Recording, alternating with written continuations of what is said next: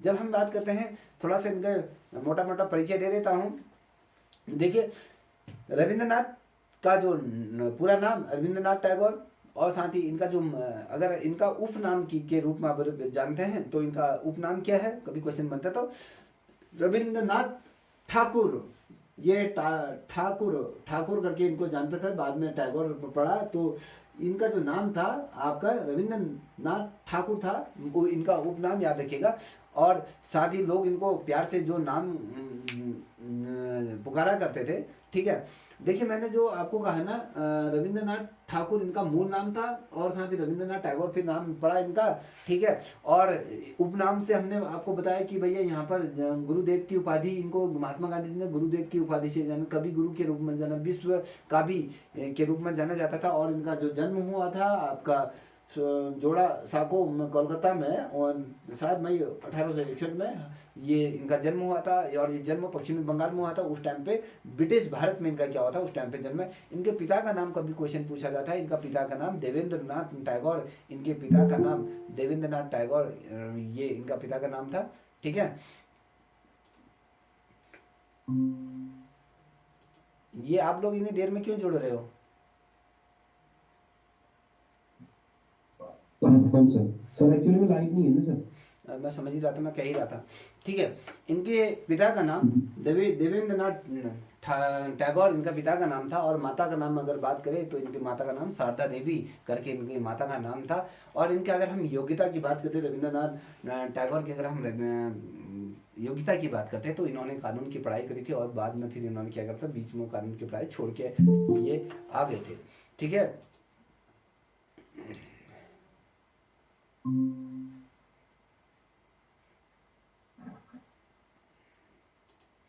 समझ में आ रहा है? ये क्या हुआ, फिर इन्होंने ये क्या करे, इनकी जो योग्यता रही ये आपकी कानून की पढ़ाई रही। और स्कूल की अगर बात करते हैं तो इन्होंने कौन सा स्कूल में इन्होंने एडमिशन लिया था, सेंट जेरी जेवियर स्कूल था, इन्होंने वहाँ पर एडमिशन लिया था। अगर हम बात करें इनका विश्वविद्यालय की, अगर हम बात करते तो इनका जो विश्वविद्यालय था यूनिवर्सिटी कॉलेज लंदन से ये इन्होंने ये पढ़ाई की थी, याद रखिएगा। और इनकी उम्र कितनी थी, टोटल उम्र अगर कभी क्वेश्चन पूछा था तो ये 80 साल के थे, ठीक है। उम्र इनकी 80 साल ये रहे, 80 साल तक जीवित रहे, ठीक है। समझ में आ रहा है?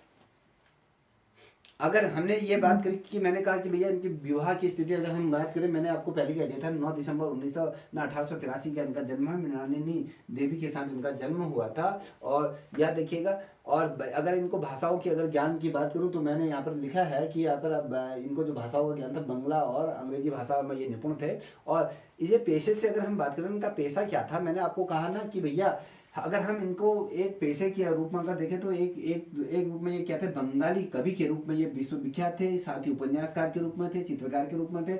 और तो और ये आपके भाई समाज एक दार्शनिक के रूप में थे, संगीतकार के रूप में थे, और साथ ही समाज सुधारक के रूप में भी इनको जाना जाता है, और शिक्षाविद के रूप में भी जाना जाता है, याद रखिएगा, ठीक है। और निबंधकार के रूप में भी जाना जाता है, लेखक के रूप में भी जाना जाता है। और ये चित्रकार तो ऑब्वियसली ये चित्रकार थे, अपने जीवन के 68वें जो पड़ाव में इन्होंने क्या करा, ये चित्रकारी यहाँ प्रारंभ की थी। इनके जो प्रारंभिक जो चित्र रहे थे कि जैसे आपके भूत पिशाचों पर आधारित रहे, या काल्पनिक जो पक्षी थे उन पे रहे थे, जीव जंतु पे इन्होंने चित्र बनाया। कभी क्वेश्चन पूछा जाता है इन्होंने किस प्रकार के रंगों का प्रयोग किया था, तो आपको पता होना चाहिए। इन्होंने फूल की जो पंखुड़ियाँ होती है उनको पीस कर क्या किया था, आपके रंगों का प्रयोग किया था। और साथ ही जब ये कलर किया करते थे, कलर की किस प्रकार से करते, कपड़े के टुकड़े को अपने अंगुली में बांध लिया करते थे, जो स्याही में भिगो कर उससे क्या करते थे, आलेखनी किया करते। कभी क्वेश्चन पूछा जाता है ये चित्रकला के रूप में किससे प्रेरित रहे, तो ये जो प्रेरित रहे इनके जो भतीजा था,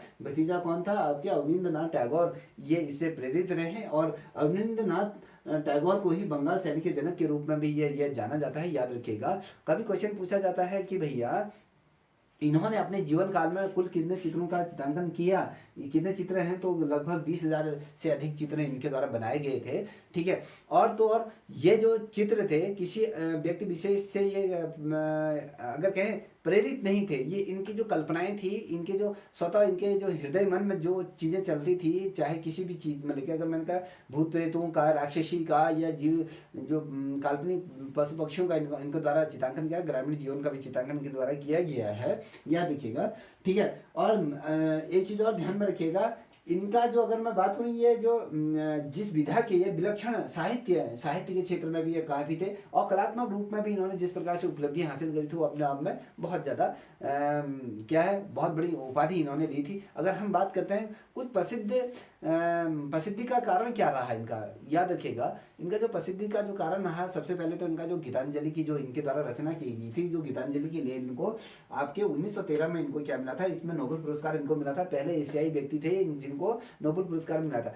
अब प्रसिद्धि का कारण क्या रहा, प्रसिद्ध क्यों ये फेमस रहे, तो गीतांजलि की जो रचना करी, जब ये नोबेल पुरस्कार इनको मिला तो ये पहले ऐसे गैर यूरोपीय व्यक्ति बन गए, तो इस कारण ये क्या हुए, प्रसिद्ध होना शुरू हुए। ठीक है, और इनकी अगर क्वेश्चन पूछा जाता है कि रविंद्रनाथ टैगोर की जाति से बिलोंग करते हैं, तो ये बंगाली ब्राह्मण के रूप में इनको ये जाना जाता है।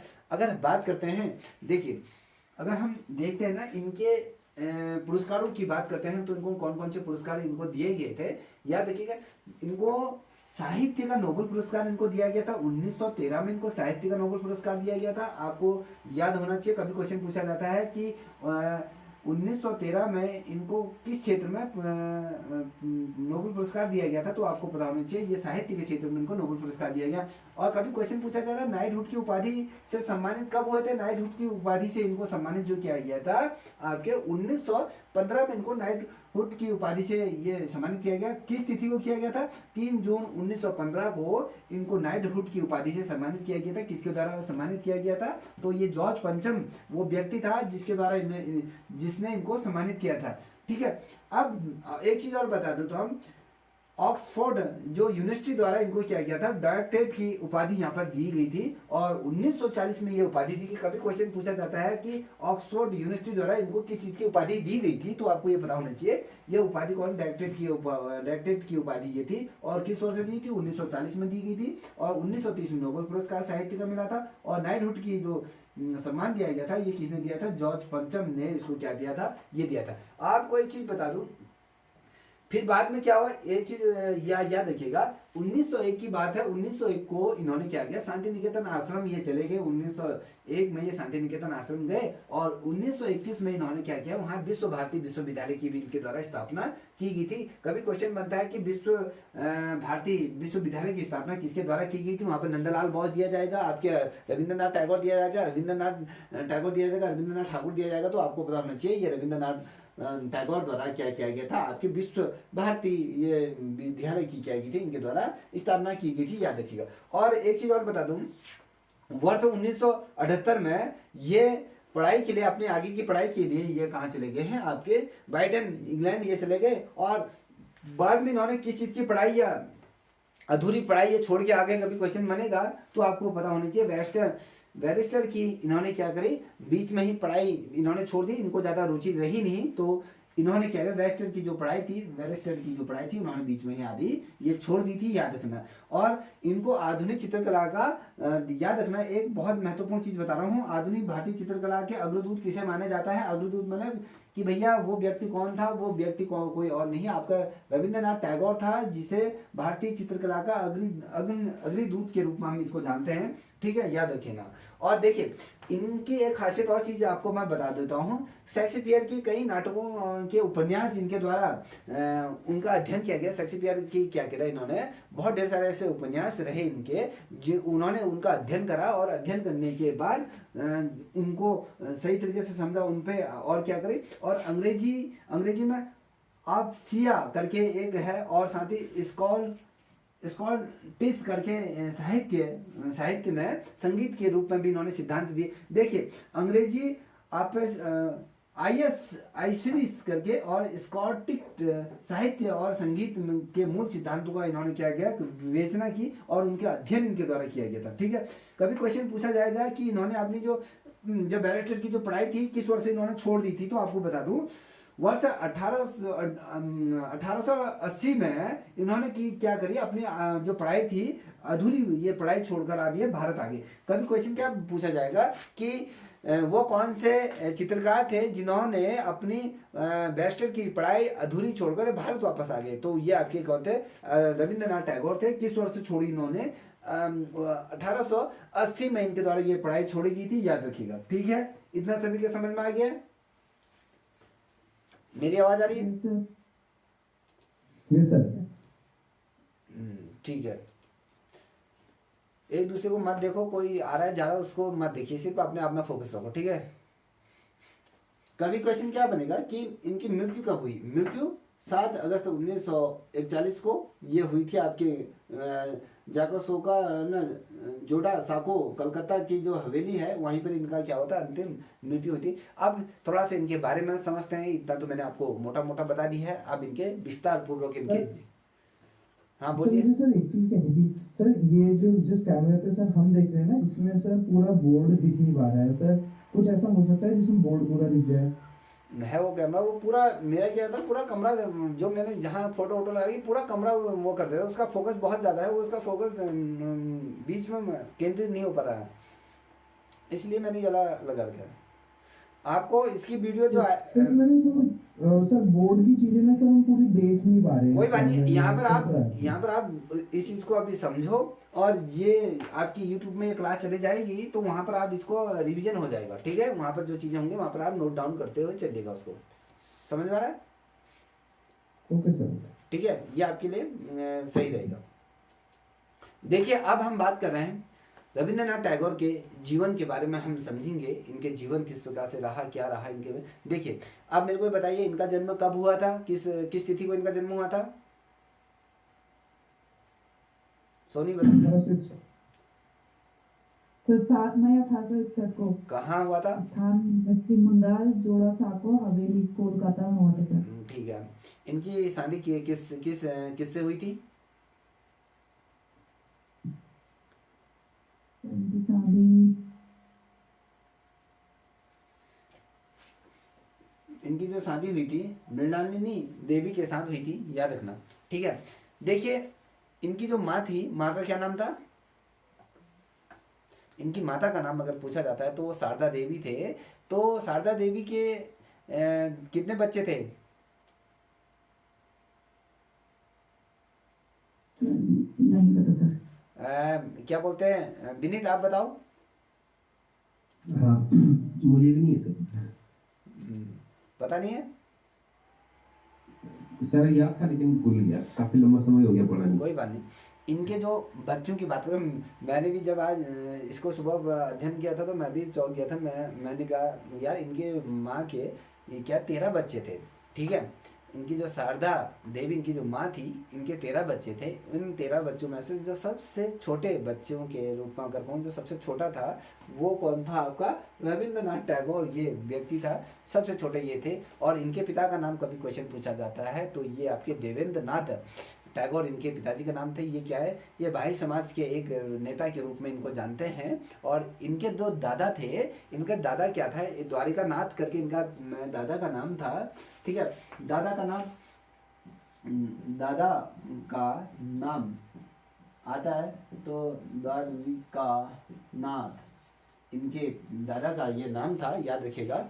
ठीक है, और ये द्वारिकानाथ टैगोर इनके दादाजी का नाम था। ये क्या थे, एक जमींदार थे। ये एक बहुत अमीर क्या थे, जमींदार ये थे। और अगर बात करें इनके जो दादा थे वो कहीं ना कहीं एक समाज सुधारक के रूप में भी थे।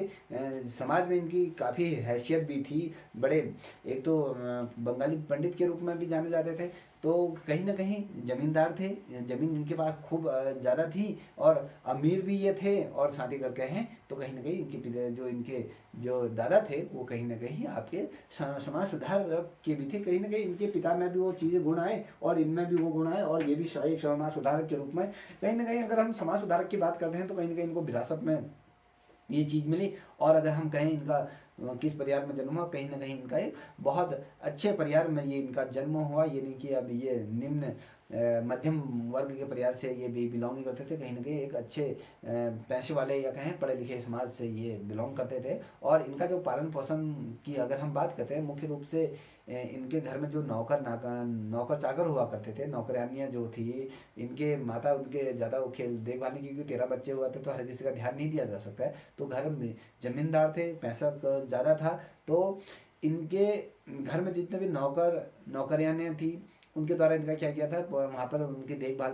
पालन पोषण उस टाइम पे किया गया था। और क्योंकि इनके पिता जो थे बहुत बड़े पैमाने पर वो क्या करते थे, इनके पिताजी आपको बता दूं, वो क्या करते थे, यात्राएं किया करते थे, एक स्थान से दूसरे स्थान पर ये जाते थे। और जब ये छोटी सी उम्र के थे ना, आपको एक चीज़ बता दूं, जब ये छोटी सी उम्र के थे तो अगर लेके चलो 4-5 साल के ये होंगे, तो उस टाइम पे इनकी क्या हुई, माता का क्या हो गया, निधन हो गया था। या याद रखना है, कभी क्वेश्चन पूछा जाता है कि इनकी माता का निधन जब ये कितने छोटे थे, कब हुआ, तो 4 से 5 वर्ष ये छोटी सी उम्र में इनकी माता का निधन हो गया था। और रविंद्रनाथ टैगोर की अगर हम बात करते हैं, तो रविंद्रनाथ टैगोर क्या थे, बंगाल पुनर्जागरण के एक युवा प्रतिभा, ये सारी ये युवा ये थे।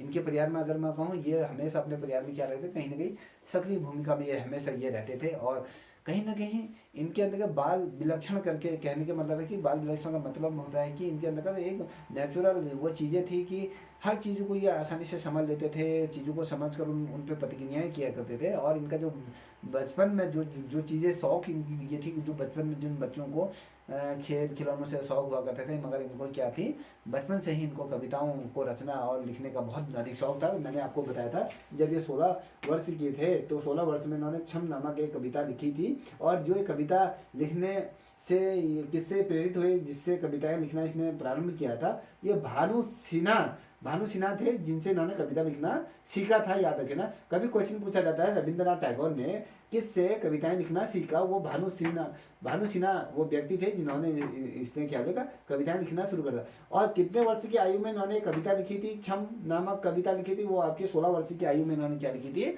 वो कविता लिखी थी। ठीक है, और 16 साल की उम्र से ही इन्होंने क्या करा था, आपकी कविताएं लिखना प्रारंभ कर दिया था, याद रखें।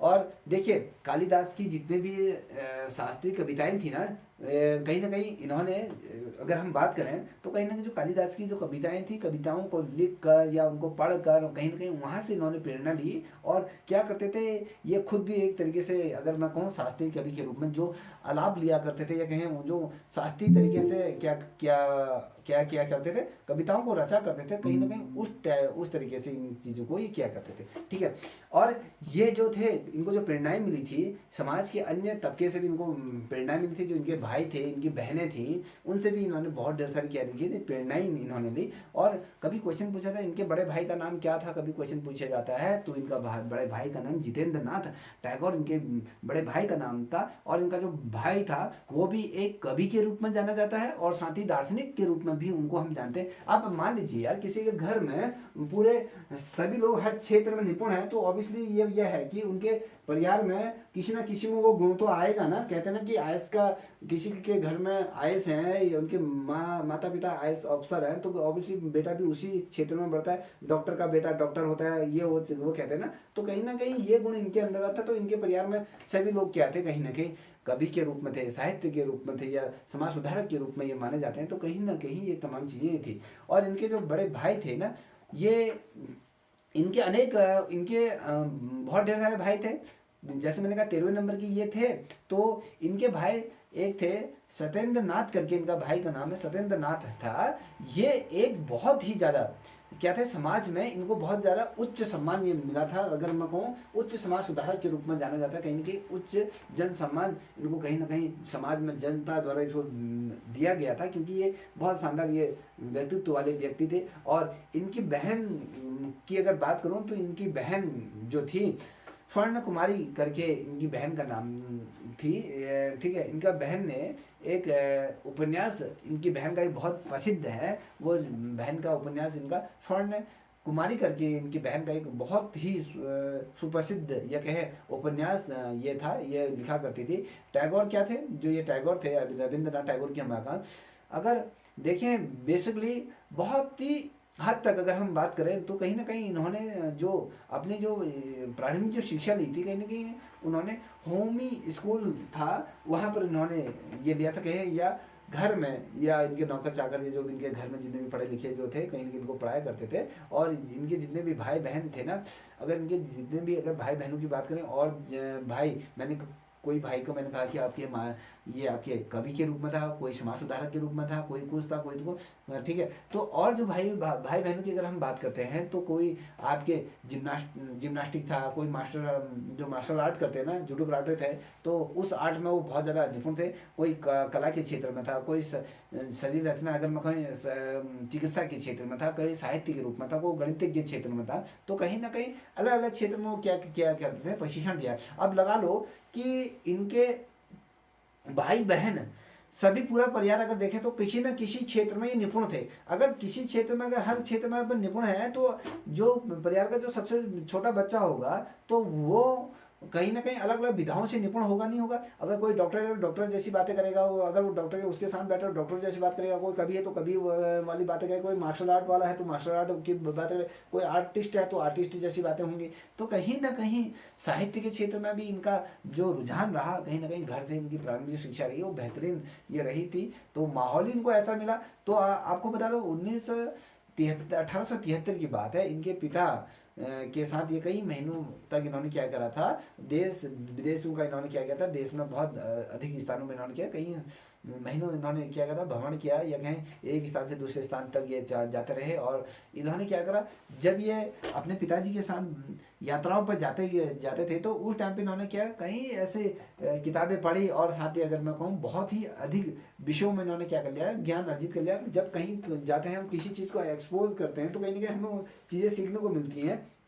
तो कहीं ना कहीं इन्होंने कई विषयों पर इन्होंने ज्ञान अर्जित कर लिया। तो अगर आप बता दूं आपको, इनकी जो मैंने आपको कहा ना कि इनका जो क्या बोलते हैं, सॉरी, इनका जो जिस महिला के साथ विवाह हुआ था 9 दिसंबर 1883 को इनका जो विवाह हुआ था, मृणालिनी देवी के साथ इनका जन्म हुआ। और ये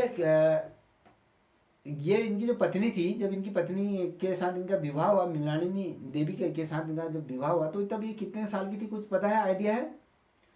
आपके सामने मैं कुछ रखता हूँ, 8 साल, 10 साल, 12 साल, या 14 साल, या 15 साल?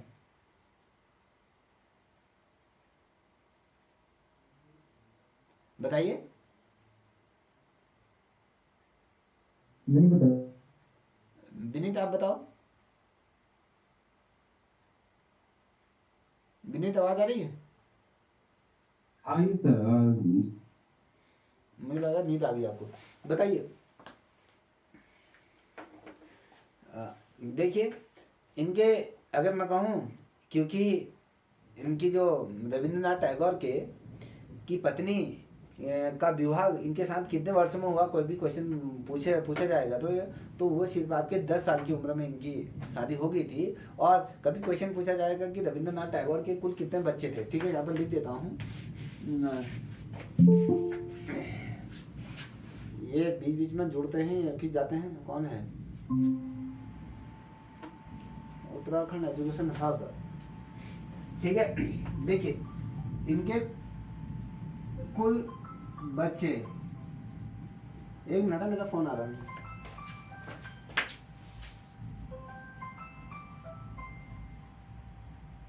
हेलो,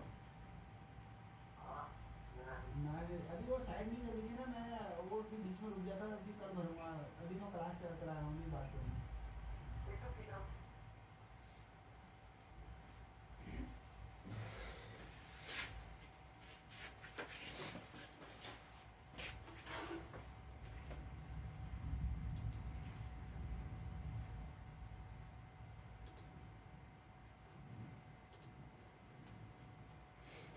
आवाज आ रही है?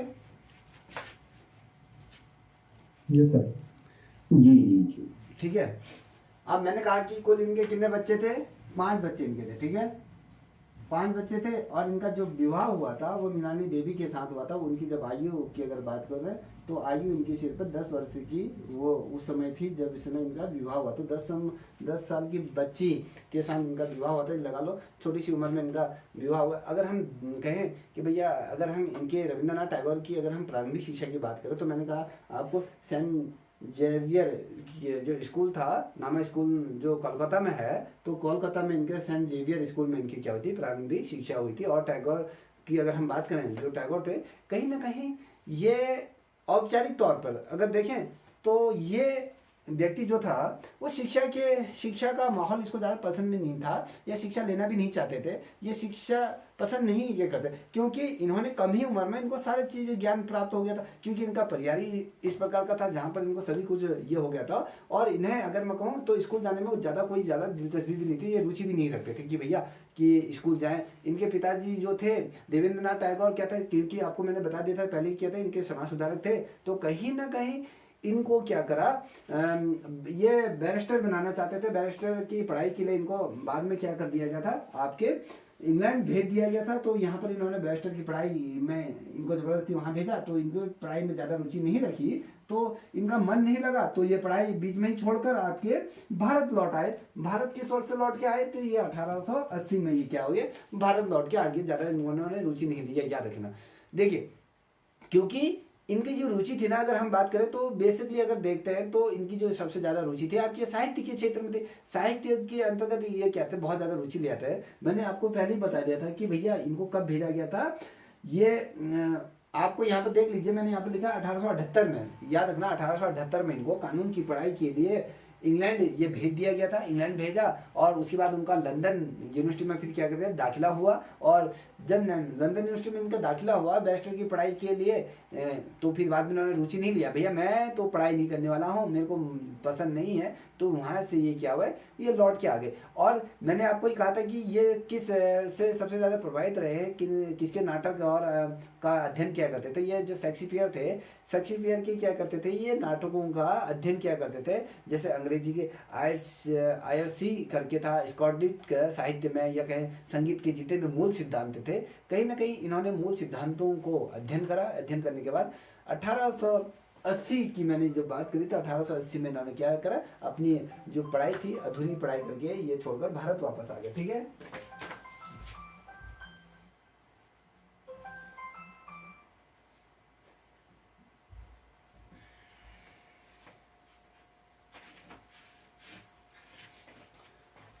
समझ में आ रहा है आपके?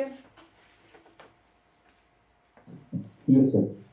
अब देखिए जब हम बात करते हैं शांति निकेतन की बात करते हैं, तो शांति निकेतन की जब हम बात करते हैं तो शांति निकेतन की स्थापना की बात करते हैं तो इनके द्वारा रविंद्रनाथ टैगोर ने किया गया था। 1901 में शांति निकेतन के आश्रम में ये चले गए और जब वहाँ गए तो वहाँ पर इन्होंने क्या करा, जो उपनिषद होते हैं और यहाँ की जो पारंपरिक तौर पर जो गुरु शिक्षा वाली जो विधाएं होती थी, क्योंकि ये एक क्या थे, आपको मैंने कहा कि एक शिक्षाविद भी ये थे, तो कहीं ना कहीं इन्होंने गुरु शिष्य के बीच किस प्रकार से नाता होता है अगर आप पढ़ोगे, अगर आप टीचिंग एप्टीट्यूड पढ़ोगे तो उसमें ये इनका भी जिक्र आता है। शिक्षण अभिरुचि के अंतर्गत इन्होंने शिक्षा की विधियां जिस प्रकार से इन्होंने दी तो उसका भी अध्ययन, जिसमें हम टीचिंग एप्टीट्यूड पढ़ेंगे तो वहाँ पर भी इनका प्रयोग किया जाता है कि रविंद्रनाथ टैगोर द्वारा जो शिक्षण अभिरुचि के अंतर्गत अधिगम में कौन से नियम इनके द्वारा पारित किए गए, तो जो ये तमाम जो चीज़ें की गई थी, ये आपके जो शांति निकेतन जब ये चले गए थे तो वहाँ पर इन्होंने किया, जिस प्रकार से उपनिषद पढ़े, वहाँ जो पारंपरिक जो शिष्य गुरु की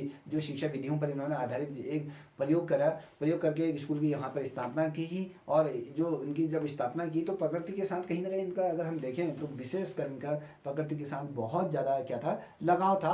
और इसीलिए ये क्या था, कहीं ना कहीं इनके हृदय मन में था कि भैया मैं शांति निकेतन में गए और इन्होंने क्या करा, प्रकृति का जिस प्रकार से प्रकृति का वातावरण होता है, प्रकृति के बीच में इन्होंने क्या करा, ये लेके चले कि यार मैं प्रकृति के बीच में बैठा हूँ। तो इन्होंने क्या करा, उस शांति निकेतन के चारों तरफ गए, बहुत ही शानदार तरीके से इन्होंने पेड़ पौधे लगाए, खूब ढेर सारे पेड़ पौधे लगाए और उनके बीचों बीच में अगर मैं कहूँ कि चारों तरफ पेड़ पौधे लगाए और बीचों बीच में इन्होंने एक क्या करा, पुस्तकालय का भी वहाँ निर्माण करा।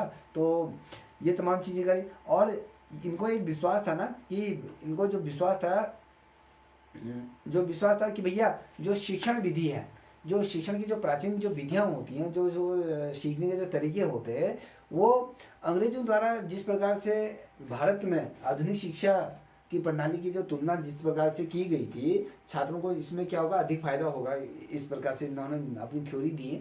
आप देखना जब अधिगम पढ़ोगे तो वहाँ पर आपको ये चीज़ें आपको देखने को मिलेगा कि भैया जो शिक्षण के जितने प्राचीन तरीके होते हैं, जैसे अंग्रेजों द्वारा जिस प्रकार से प्रदान की गई थी, जैसे आधुनिक शिक्षा प्रणाली की जिस प्रकार से तुलना में इन्होंने क्या है, छात्रों को इससे क्या होगा, कहा कि भैया इससे अधिक फायदा होगा। और उसी समय अगर मैं बात करूँ जिसमें तमाम चीज़ें हुई, तो जिसमें ये शांति निकेतन में थे, जिसमें इन्होंने जिस प्रकार से कहा कि भैया आधुनिक शिक्षा प्रणाली के अंतर्गत उन्होंने जो अपनी थ्योरी दे रहे थे, जिस प्रकार से चीज़ें दी कि भैया इससे छात्रों को अधिक से अधिक फायदा होगा, उसी समय क्या हुआ, इनकी पत्नी जो थी, उनके 2 बच्चों की क्या हो गई थी, इनकी पत्नी और उनके क्या थे, 2 बच्चे। देखिए 5 टोटल कितने बच्चे थे, 5 बच्चे थे, 5 में से 2 बच्चों की मृत्यु हो गई थी और साथ ही इनकी पत्नी की भी क्या होगी थी, मृत्यु होगी। टोटल लगा लो 3 लोगों की मृत्यु होगी।